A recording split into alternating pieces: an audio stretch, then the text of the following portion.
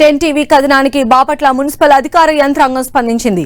బాపట్లలో రెచ్చిపోతున్న కబ్జాదారుల పేరుతో ten TV కథనాలు ప్రసారం చేసింది. ఈ కథనాలపైన బాపట్ల మున్సిపల్ కమిషనర్ హాసిని స్పందించారు. ఇవాళ బాపట్లలో ఆక్రమణకు గురైన స్థలాన్ని పరిశీలించారు. బాపట్ల పట్టణ పరిధిలో ఎక్కడైనా ప్రభుత్వ స్థలాలు ఆక్రమించినా కబ్జా చేసిన వారిపై కఠిన చర్యలు తీసుకుంటామని, క్రిమినల్ కేసులు సైతం పెట్టడానికి వెనుకాడబోమని మున్సిపల్ కమిషనర్ హాసిని స్పష్టం చేశారు.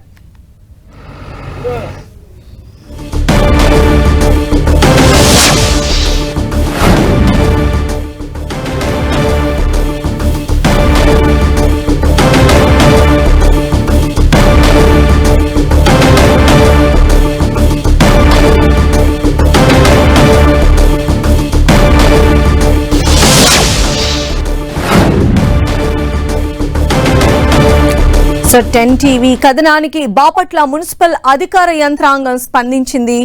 బాపట్లలో రెచ్చిపోతున్న కబ్జాదారుల పేరుతో టెన్ టీవీ వరుసగా కథనాలు ప్రసారం చేసింది. ఈ కథనాలపైన Bapatla municipal commissioner Hasini react అయ్యారు. ఇవాళ బాపట్లలో ఆక్రమణకు గురైన స్థలాన్ని ఆమె టీంతో సహా పరిశీలించారు. బాపట్ల పట్టణ పరిధిలో ఎక్కడైనా సరే ప్రభుత్వ స్థలాలు ఆక్రమించినా, కబ్జా చేసినా కూడా వారిపై కఠిన చర్యలు తీసుకుంటామని, అదేవిధంగా వారిపైన క్రిమినల్ కేసులు సైతం పెట్టడానికి వెనుకాడబోమని మున్సిపల్ కమిషనర్ హాసిని స్పష్టం చేశారు.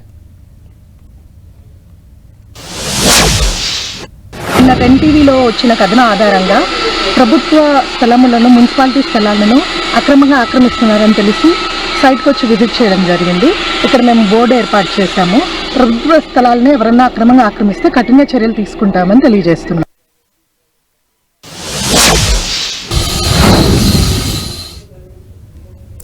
బాపట్లలో ప్రభుత్వ స్థలాలు ఆక్రమిస్తున్న కబ్జాదారులకి సంబంధించినటువంటి వరుస కథనాలు టెన్ టీవీలో ప్రసారమయ్యాయి.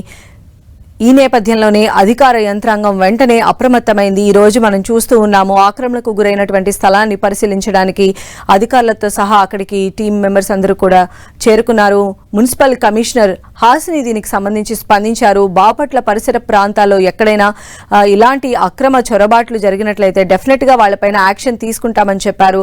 అదేవిధంగా వాళ్ళపైన క్రిమినల్ కేసులు కూడా పెడతామని చెప్పి ఇప్పటికే హెచ్చరిస్తూ ఉన్నారు.